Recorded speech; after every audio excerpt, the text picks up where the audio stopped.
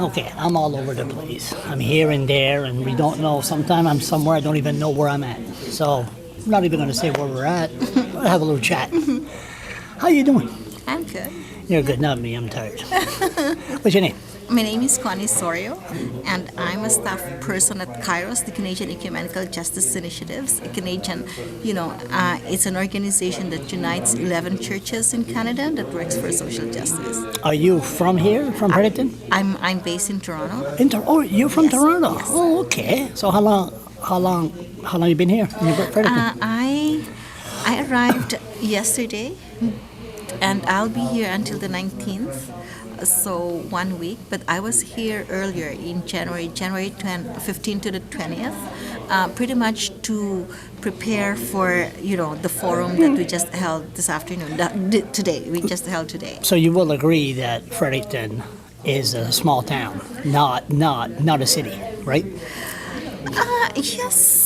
It's small. Huh? It's small, but I like the people. I like the welcoming attitude and Welcoming attitude. No snobs. You never met snobs. well, no? so far I haven't been snubbed no because snub? I've been, I guess, friendly too. I've been smiling. Be smiling with them. They smile back. they No smile fake. back. That's Yeah, good. exactly. Okay. So you were born where? You're born I was born in the Philippines. Philippine. Okay, Yes. Philippine. And I moved here with my family in Canada in 1989. So pretty much almost 26 years in Canada. Me mother was born in Glasgow, Scotland, and she came here to Canada when she was 16 and married my father, that's a pure Acadian, and I'm half pure Scottish.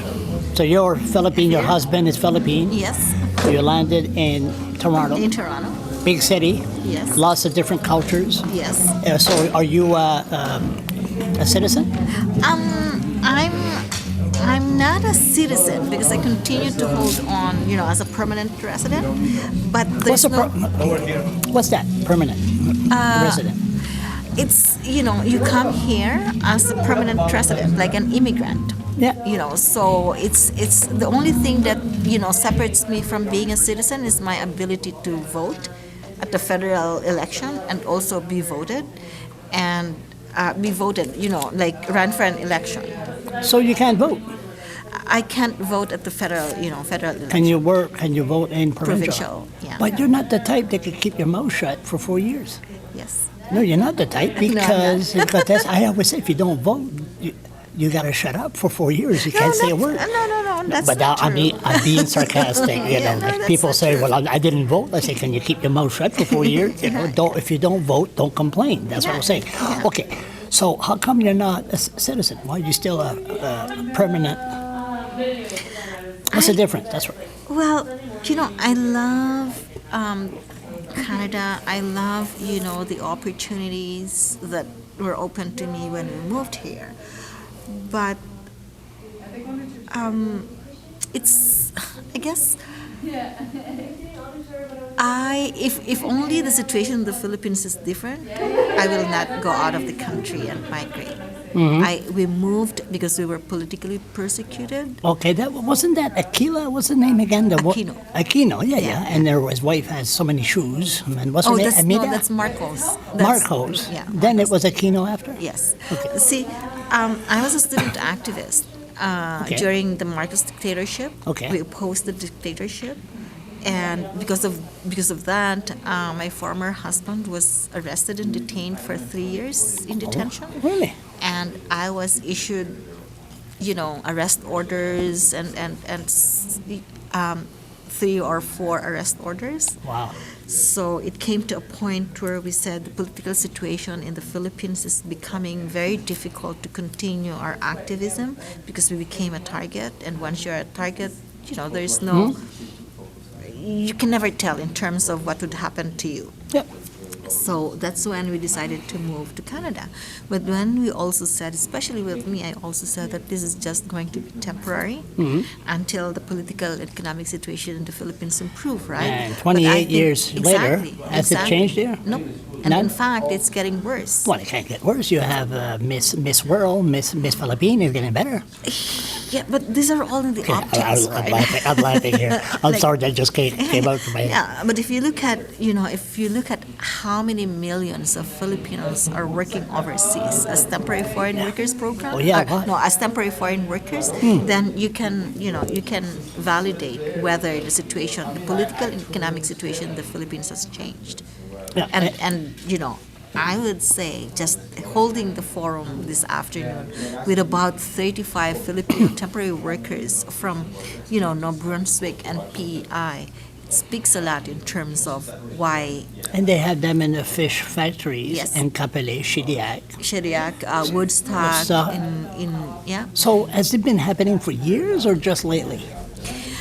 The situation of migrant workers, Filipino migrant workers in New Brunswick, actually just caught my attention recently. Like, I was here in 2013 on a mining justice speaking tour, and a friend who picked us up at the airport started talking about, Filipinos working in kitchens, like working in restaurants. And so, I didn't know that there are temporary Filipino workers in New Brunswick. And then I started looking into it, and then I found out that there's so many in fish plants, Yeah. in restaurants. There are also workers in farms. So that's what actually inspired us to organize this forum. Okay. The name of the forum, the title of the forum is Equal in Dignity, Equal in Rights, meaning these foreign workers. What's your And website? It's not a website. It's the title of the forum that we did today. okay. But if you go to the Kairos, www.kairoscanada.org, you'll see the work that we're doing around migrant justice. But just to continue on why we organized the forum, first to bring out who these temporary foreign workers are.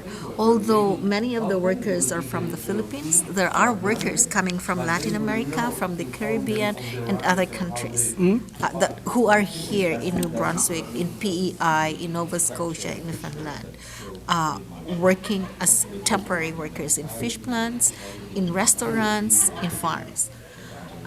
Now, there's also a lot of misconception around, attitudes and understanding. No, not here. Yes, it's like, I'm being sarcastic here, but like anyway. workers telling, saying that the temporary workers are stealing the jobs. Yeah. And I recognize, the fact that Nobody wants to do it because it doesn't pay enough or it's and too hard. or it's too hard, long hours. it takes away from my Facebook and my Twitter. And, I don't want to be in a fish plant where it stinks. So, I mean, come on. You don't expect me to do this. Yeah. So that's where the problem is. Yes. And then in Philippines, now what they do, they hire them for 2 years, Well, it's 3 years, and then they want to stay here, but they can't. the thing is especially in fish plants, like you are here on a work permit tied to your employer. Yeah. So if your employer is not happy with your work, you can easily be terminated. And because you are terminated, your work permit no longer works, Deport. you can get deported. You can, but it won't deport you immediately at midnight? Well, you have an option to look for new employers, but it takes a long time, and it's employers have to apply for the LMIA. It's the labor market. So what do you collect while you're terminated? And until you work for another one, what do you collect in the meantime? No, you're not Nothing? entitled to collect anything. So how do you- Although the workers, when they're working, they are, they're paying taxes and they're paying on CPP and they're contributing to EI. But they don't get when- nothing. No. So what do they do? Do some of them stay here? Some of them would stay with friends and, live live with the support of those friends until such time that they get another employer and another work permit and they're legally allowed to If work. they meet a Canadian citizen, can they marry them and stay here? Is it work that way? No, some people are saying that that's, some of the workers are doing, and I've spoken to some of the workers about it, and they kind of resented that notion because marriage for convenience, like Sex slave, no. well, Yeah, you're that's- just moving from one exploitative condition to another exploitative Yeah. situation, right? Yeah. And it might be, it might be what people think in terms of, these workers in a desperate situation, like grabbing on a knife's edge, right? But I mean, with Filipino workers, there are those who are married to Canadians or to citizens, but I bet you it's not for marriage for convenience. Really. You know. The do you see one day you're going to become a citizen, Yes. or are you comfortable in the way your situation is now? how Is your is- husband a citizen, or is he? No, I'm separated now. Oh, you're separate But, now. but Okay. I'm comfortable in my in my status. In fact, because I work for the Canadian churches and I coordinate our Asia Pacific partnerships, I get to travel a lot, and it's the immigration would tell me, if you would make our life easier if you apply for citizenship. Yes. So you don't have to go through this rigid, You're an activist. I'm an activist. You yes. sure you're not Scottish? Stubborn? You love a good fight. Go ahead. Continue. Maybe I have some blood. Yeah, I think so. Okay, I can tell. But I think, I guess the commonalities there is, whether you're from Scotland or from the Philippines or from, other countries. If you stand up for what is right, if you stand up for justice, Yes. then we're the same. Yeah. We're Oh, activists. oh, yes. Yeah. Oh, yes. And I'm proud to say that, I think I'm like that. I'm an activist. I stand up for what is right Yes. and cannot keep my mouth shut. Shut. Yeah, when maybe. I see, Yeah. wrong is That's being why you're here. done, and yeah, exactly. Yeah. Exactly. So, are you going to become a citizen one of these days, or you like? Yes, Do you like what you're doing now, just to be like you fight the system and fight for the people that's temporary, permanent workers? Like you're with that crowd. If you're a citizen, you're not with that crowd. Is that what this is, or? Something like that, I guess. I have no problem in, applying for citizenship. I'm very much qualified, and yeah, How many permanent residents in Canada? from the Permanent. from yeah. the Philippines. Yeah, or all around, anywhere. Oh, that figure I don't know, but what I know is that within the Filipino community, there's about 40,000 applications for permanent residency that the federal government is sitting on. 40,000. Yes, But and they're this- still in the Philippines. No, they're here. They're here. They're here. These are temporary workers who came to Temporary. Canada. Okay, here we go. Yeah, who came to Canada either as a live-in caregiver and finished, the requirements. Yes. And So they're applying. yeah, Then they could stay here for 28 years. yeah. Okay. Now, do you support the way the Syrians are being treated?